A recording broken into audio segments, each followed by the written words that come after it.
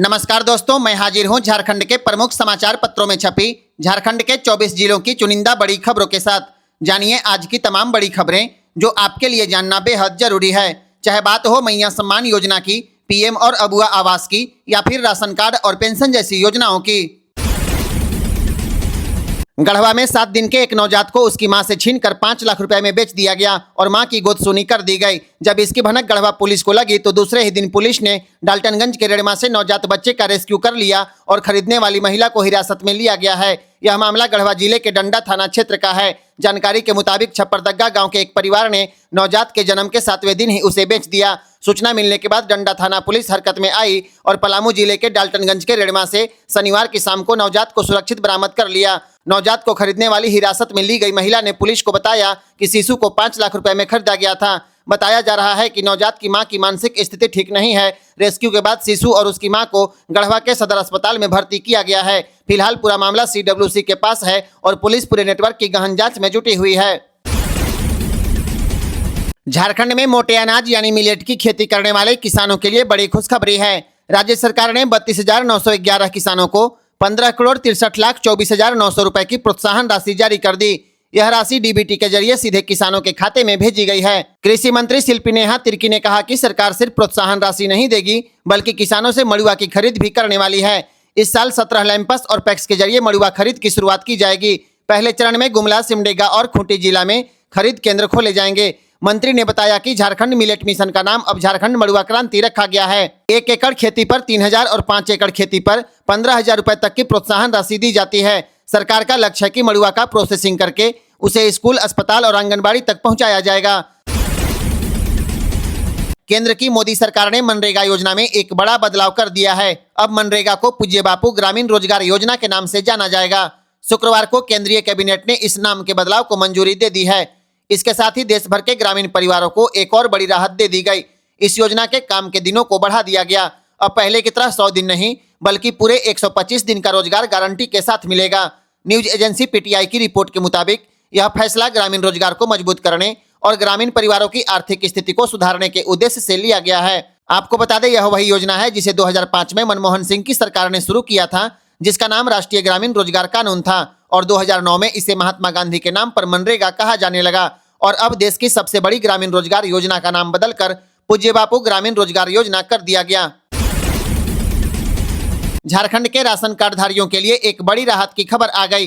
राज्य सरकार ने अब राशन व्यवस्था को और पारदर्शी बनाने के लिए PGMS सिस्टम की शुरुआत कर दी है। अब आपको डीलर की मनमानी, कम राशन या किसी भी समस्या पर परेशान होने की जरूरत नहीं है। अब आप घर बैठे एक फोन करके शिकायत दर्ज करा पाएंगे और 15 दिनों के भीतर आपको समाधान मिल जाएगा। नवंबर महीने के आंकड़े बताते हैं कि सिस्टम कितनी तेजी से काम कर रहा है। पूरे राज्य में दर्ज हुई शिकायतों में से 92% मामलों का निपटारा कर दिया गया।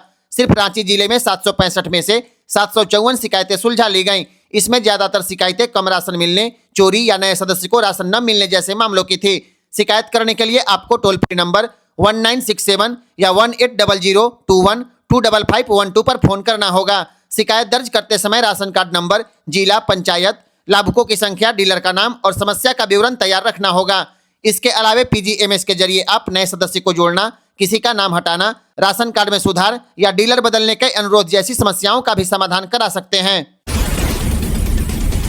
अगर आपका मोबाइल खो गया है या चोरी हो गया है तो आपको टेंशन लेने की जरूरत नहीं है। झारखंड पुलिस अब आपका खोया हुआ मोबाइल को खोजकर आपके हाथों तक पहुंचा देगी। गढ़वा में इस काम का शानदार उदाहरण देखने को मिला। गढ़वा पुलिस ने 53 बरामद मोबाइल फोन उसके असली मालिकों को वापस कर दिया। गढ़वा SP अमन कुमार ने प्रेस कॉन्फ्रेंस में बताया, पुलिस लगातार ऐसे मामलों पर काम कर रही है। मोबाइल खोजने के लिए अब एक आसान तरीका है। अगर आपका मोबाइल चोरी हो गया है या खो गया है तो बस CEIR पोर्टल में शिकायत दर्ज कराइए या संबंधित थाने में जाकर लिखित शिकायत करिए। इसके बाद पुलिस आपके डिवाइस को ट्रैक करना शुरू कर देगी। शुक्रवार को गढ़वा में जिन मोबाइल को वापस लौटाया गया उसमें मेराल के 20, रंका के 6, धुड़की के 5, नगर उटारी और चिनिया के 4-4, मझिया और रमकंडा के 3-3, बरडीहा, बिशुनपुरा और भवनाथपुर में 2-2, इसके अलावे केतार और बरगढ़ के 1-1 मोबाइल शामिल हैं। पुलिस की इस पहल से न सिर्फ लोगों की मुस्कान लौटी बल्कि पुलिस पर जनता का भरोसा और भी मजबूत हुआ है। ऐसे में अगर आपका भी मोबाइल कभी गायब हो जाए या चोरी हो जाए तो बस CEIR पोर्टल में शिकायत दर्ज कराइए। हो सकता है अगला मोबाइल आपका ही वापस मिल जाए। एक जमीन विवाद के मामले में गढ़वा कोर्ट ने शुक्रवार को 7 आरोपियों को आजीवन कारावास की सजा सुना दी। यह फैसला SC/ST के विशेष न्यायाधीश दिनेश कुमार की अदालत ने सुनाई है। दोषियों पर जाति सूचक शब्दों का प्रयोग करने, गाली गलौज करने और लाठी डंडों से मारने जैसे गंभीर आरोप थे। इसके साथ ही सभी दोषियों पर 10,000 रुपए का आर्थिक जुर्माना भी लगाया गया। सजा पाने वालों में कांडी के सनी और कुसहा गांव के राजकुमार यादव, रिंकू यादव, नरेश यादव, सुदामा यादव, नंदू यादव, सुरेश यादव और शिव यादव के नाम शामिल है। फैसले के बाद सभी दोषियों को न्यायिक हिरासत में भेज दिया गया। यह मामला 2 अगस्त 2016 का है, जब खेत जोतने के दौरान पीड़ितों के साथ जाति सूचक गाली गलौज और मारपीट किया गया था। 21 गवाहों की गवाही के आधार पर कोर्ट ने आरोपियों को दोषी करार दिया। आरोपियों पर भारतीय दंड संहिता की विभिन्न धाराओं के तहत आरोप लगाए गए थे। साहिबगंज के युवाओं के लिए नौकरी का सुनहरा अवसर आ गया। होमगार्ड यानी गृह रक्षक के 417 पदों पर बहाली होगी। इस बहाली में महिलाओं के लिए 212 पद आरक्षित किए गए हैं, यानी महिलाओं के लिए एक शानदार अवसर है। साहिबगंज जिले के अलग अलग प्रखंडों के लिए रिक्त पदों का बंटवारा भी किया गया है। आवेदन की अंतिम तारीख 22 दिसंबर तय की गई है। अभ्यर्थी 100 रुपए शुल्क के साथ ऑनलाइन आवेदन कर पाएंगे। आवेदन करने के लिए आपको वेबसाइट requirement.jharkhand.gov.in पर विजिट करना होगा। इस बहाली के बारे में पूरा जानने के लिए साहिबगंज जिला प्रशासन की वेबसाइट sahibganj.nic.in पर आपको विजिट करना होगा। अगर आप साहिबगंज जिले से हैं तो आज ही आवेदन करें, मौका को हाथ से न जाने दें। चतरा जिले के युवाओं के लिए नौकरी का सुनहरा अवसर आ गया है। स्वास्थ्य विभाग में संविदा पर स्टाफ नर्स सहित 37 पदों पर बहाली होने वाली है। इन पदों पर मानदेय 10,500 रुपए से लेकर 63,000 रुपए तक मिलेगा, जो पद के अनुसार तय किया गया है। आवेदन के लिए न्यूनतम आयु 21 वर्ष रखी गई है। अनुसूचित जाति और जनजाति के लिए 200 रुपए, जबकि अन्य वर्ग के लिए 400 रुपए आवेदन शुल्क निर्धारित है। आवेदन की अंतिम तारीख 31 दिसंबर है। फार्म स्पीड पोस्ट, निबंधित डाक या by hand civil surgeon Chatra के कार्यालय में जमा करना होगा। अंतिम मेधा सूची चतरा जिला प्रशासन की वेबसाइट chatra.nic.in पर प्रकाशित की जाएगी। पूरी जानकारी के लिए chatra.nic.in जरूर चेक करें और GPL न्यूज को फॉलो करें। चाईबासा से भ्रष्टाचार के खिलाफ बड़ी खबर सामने आई है। भ्रष्टाचार निरोधक ब्यूरो यानी ACB ने भवन निर्माण विभाग के कार्यपालक अभियंता अरुण कुमार सिंह को 70,000 रुपए रिश्वत लेते रंगे हाथों गिरफ्तार कर लिया। जानकारी के मुताबिक किसी कार्य के भुगतान और अनुकूल कार्रवाई के बदले इंजीनियर ने घूस की मांग की थी। शिकायत की जांच के बाद ACB ने पूरी योजना के साथ जाल बिछाया और जैसे ही रिश्वत की रकम ली गई, मौके पर ही गिरफ्तारी कर ली गई। इस कार्रवाई के बाद भवन निर्माण विभाग सहित अन्य विभागों में हड़कंप मच गया है। फिलहाल ACB आरोपी से पूछताछ कर रही है और पूरे मामले की गहन जांच चल रही है। झारखंड में अब पॉलिथीन इस्तेमाल करने वालों पर कार्रवाई की जाएगी। राज्य के सभी हाट बाजारों में CCTV से निगरानी होने वाली है। अगर कोई दुकानदार या ग्राहक पॉलिथीन का इस्तेमाल करते हुए पकड़ा गया तो कठोर कार्रवाई की जाएगी। दरअसल राज्य में पॉलिथीन पर पहले से ही प्रतिबंध है, लेकिन इसके बावजूद धड़ल्ले से इस्तेमाल हो रहा था। इसी को लेकर झारखंड हाईकोर्ट ने नाराजगी जताई है। चीफ जस्टिस तरलोक सिंह चौहान और जस्टिस राजेश शंकर की अदालत ने कहा कि सरकार की कार्रवाई सिर्फ कागजों तक सीमित है। हाईकोर्ट ने आदेश दिया कि 15 दिनों के भीतर सभी हाट बाजारों में CCTV कैमरे लगा दिए जाएं। इसके साथ ही झारखंड प्रदूषण नियंत्रण बोर्ड को 7 जनवरी को रिपोर्ट पेश करने का आदेश दिया गया है। गौरतलब है कि राज्य में 22 माइक्रोन से कम पॉलिथीन पूरी तरह से बैन है, फिर भी खुलेआम में इसका इस्तेमाल हो रहा था। अब देखना होगा हाईकोर्ट की सख्ती के बाद जमीन पर कितना असर दिखता है।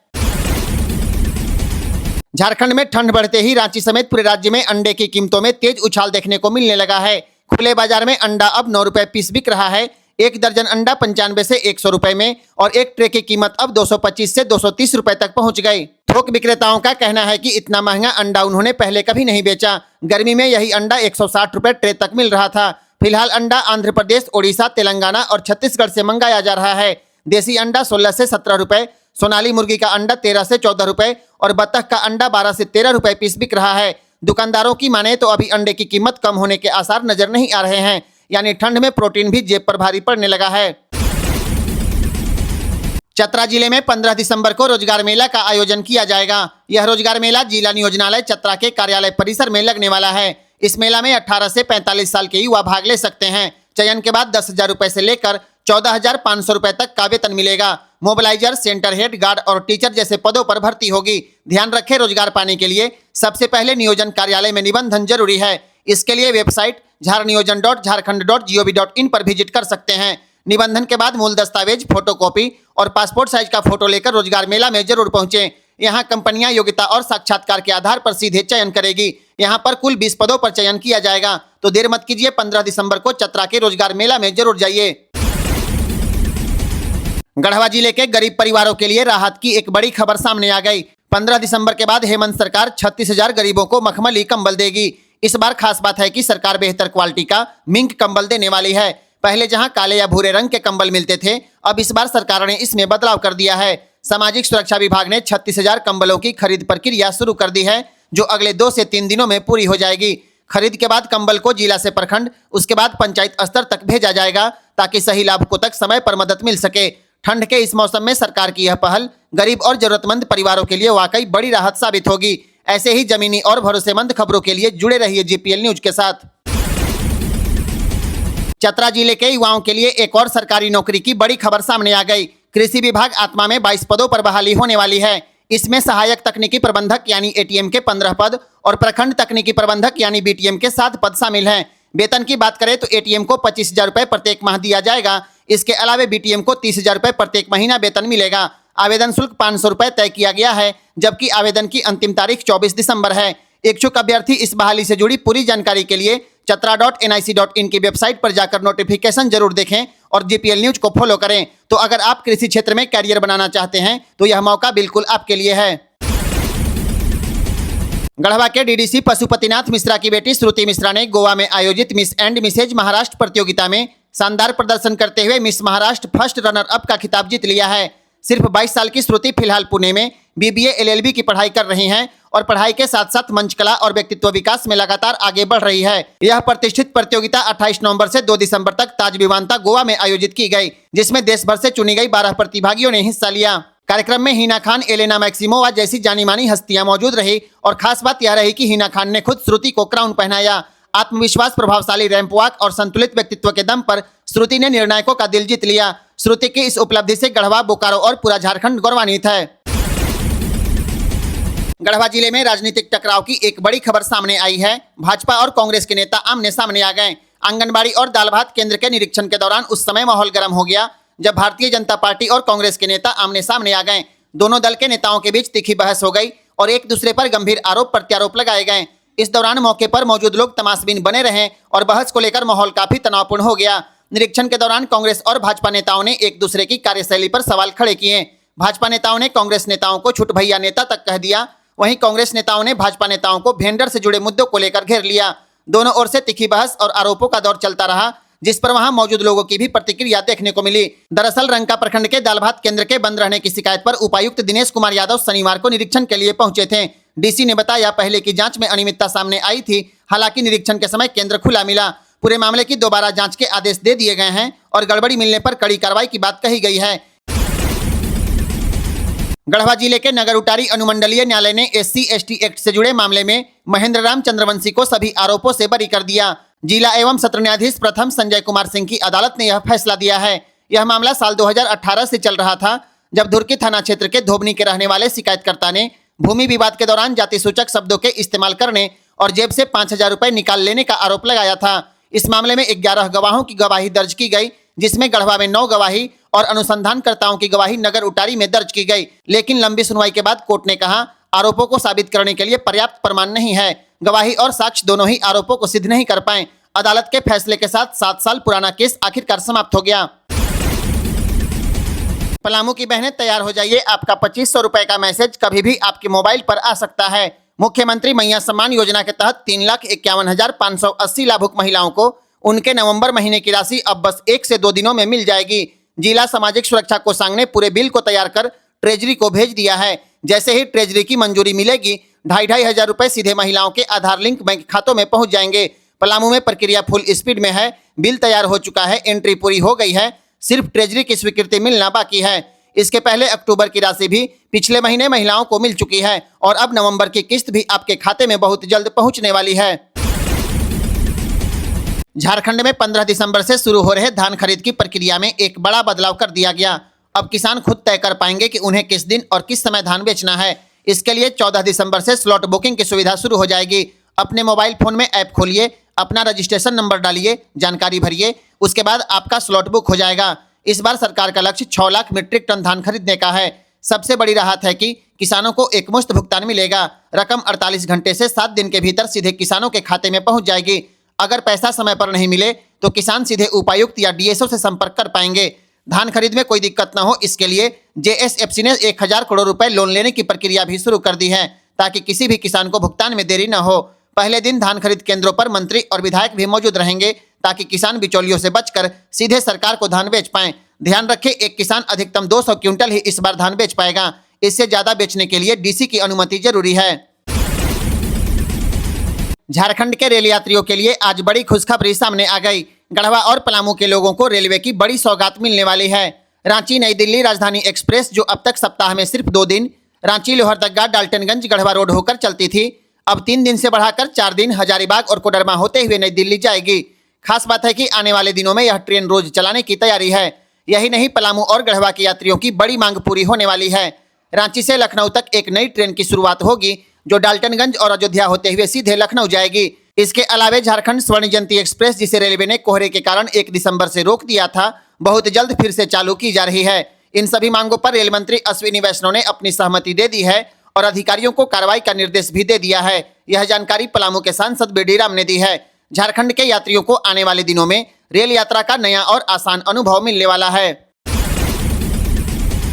झारखंड में ठंड की वापसी होने वाली है। मौसम विभाग के मुताबिक 10 दिसंबर से 3 दिनों तक न्यूनतम तापमान 2 डिग्री तक गिर जाएगा।